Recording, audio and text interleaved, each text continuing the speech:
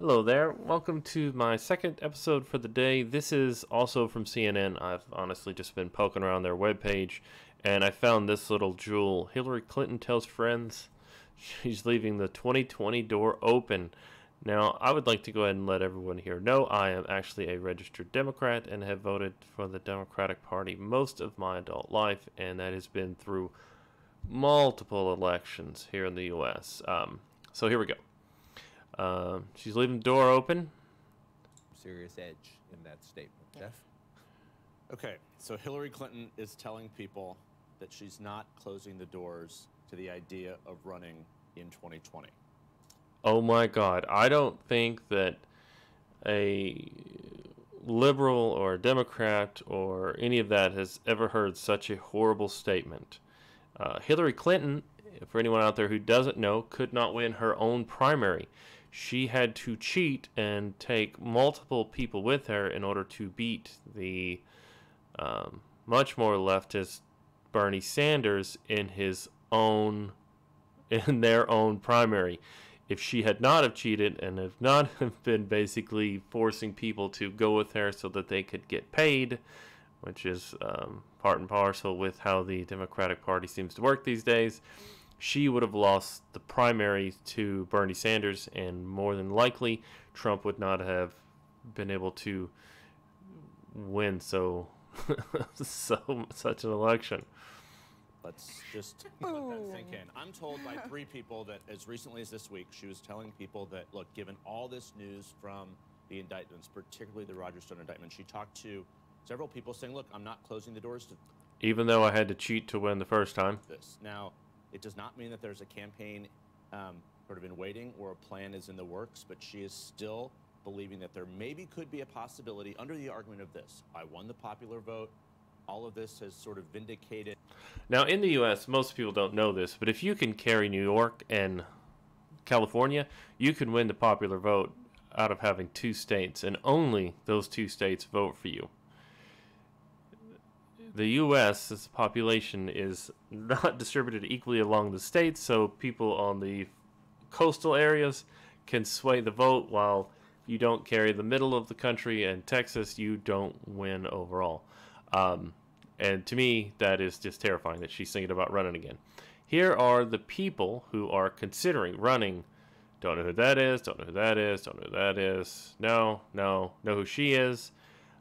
This lady here, Elizabeth Warren, should not be running for president. She has already failed her own Native American test, and I feel that if she runs, that will come back to bite her, as basically she's already humiliated herself publicly, even though she ignores that it ever happened.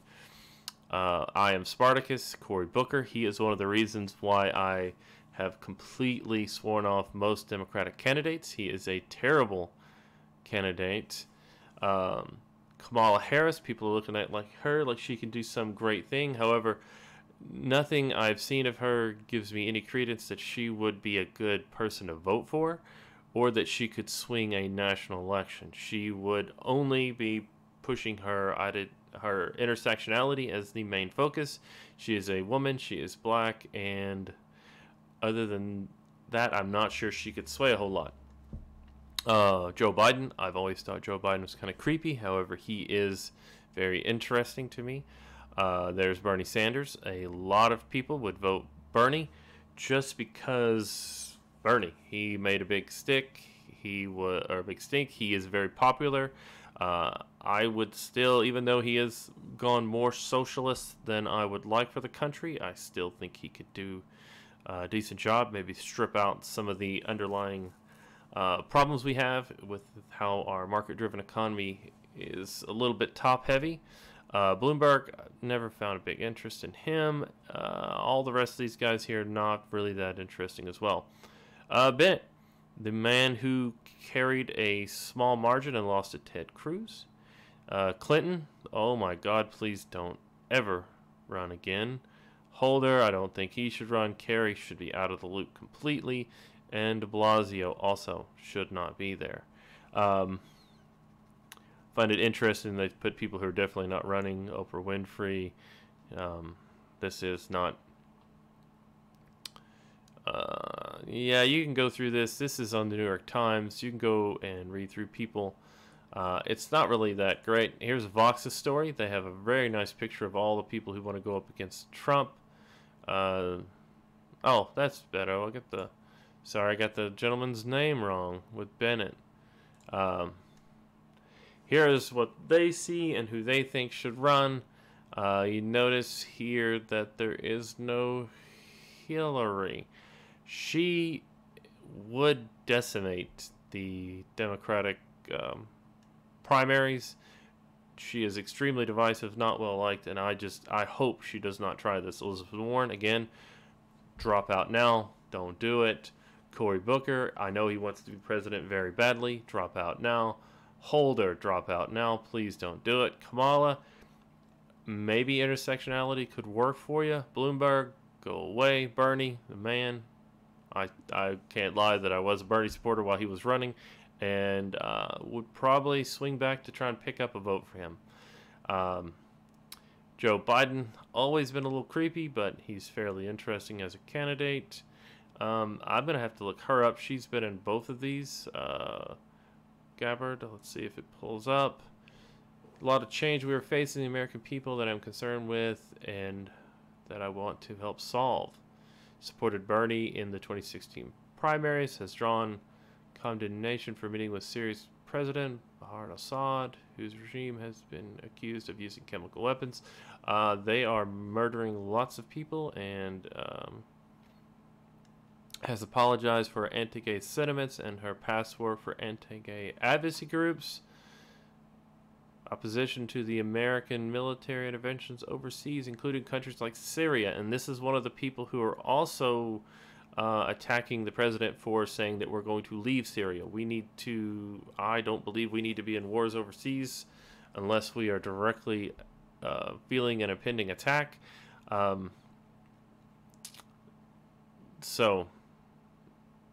Yeah, but as a Democrat being anti-LGBTQ, even in the past, this will come back to bite you. Senator from New York, former Congresswoman, was once Congresswoman for Conservative House District, has transformed herself into a progressive champion in President Trump's Washington, becoming one of the Senate's leading liberal voices. What that means is she was not progressive. This has been something she has picked up of late. Has long placed women's equality and opportunity at the center of her policy agenda. Kamala Harris, this is the one that I don't know, would bring star power and history, making potential to the race few other Democrats could match. One of the few new Democrats to join the Senate in 2016, quickly drew notice for her thoughts on questioning presidents and later his Supreme Court nominee, Brett Kavanaugh, who actually nothing has ever been shown that he did anything inappropriate or wrong in the multiple times he was vetted. All but one of the stories that came out about him were proven to be false, and there's actually some litigation going on against people who lied publicly for that slander. Champion a liberal civil rights agenda in the Senate. I wonder if this is a new trend. So here are the people running on the Democratic side, and like I said, hopefully Hillary won't run. That will destroy the party. Or if you're a Republican, then hopefully Hillary will run, because again, that will wreck the party. So it's neither here nor there. Here's a little information sidebar to the story. Here is a story that's on, what is this, Motherboard Vice. This is one of the initial anti-Trump rallies that was actually sponsored by Russian agents. The Not My President. This happened in November of 2016, where Russian agents actually ran a Not My President Trump thing, essentially trying to be divisive, to be stoke the fires of division in America. And this is a rally that lots of people in New York went to that was actually a Russian troll. Story. Russia spent $1.25 million per month on ads, acted like an ad agency. Mueller. This is crazy. $1.2 million in ads. which in the greater scheme of things to a poor person like myself sounds like a lot of money. However, as you go through, there were more than 3,500 Russian Facebook ads revealed. Now these ads, you can go through this Washington Post. This is their information here. Not a lot of clicks, a lot of clicks. And as you go through, you'll see things like this. Back the badge. Support police, basically. And as you go through, you'll see Brown Power. Brown Power is a platform designed to educate, entertain, and connect Chicanos in the U.S. These are all Russian pages.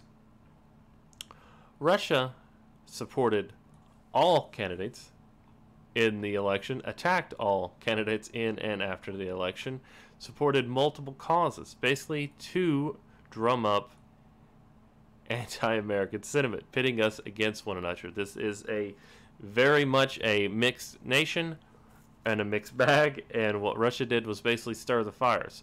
So 1.2 million a month on all sources, 1.25 million. Political spending, broadcast TV down 20%. Now we're going to look at these numbers. 5.4 billion to 4 billion in 2060 radio TV ads, 621 million. So 1.25 million spent by Foreign Power on monthly ads. Total money spent on the 2016 election, 11.7 billion. 1.2 billion on online digital of that Russia would have concentrated. Let's say they did it for the full year. Less than 20 million. So 1,200 million, and they're down here in the very small piece. 1.2 billion on cable, broadcast, other print, direct mail, out of home, telemarketing, newspaper, radio. Russia did not swing our election here in the U.S. Russia is a tiny fraction of the money spent. However, because Russia goes for the direct physical nature of our country, that these ads were actually able to make some type of effect. No, don't believe all these massive stories. Here is how much money was spent. Here's how much Russia spent, and Russia supported all sides, all groups, just to be inflammatory. Thank you, and enjoy the video. Do some research on your own, though, but if you go into any of these stories and you actually read through, you're going to find that this stuff is just nuts. Thank you, and hope you have a great day.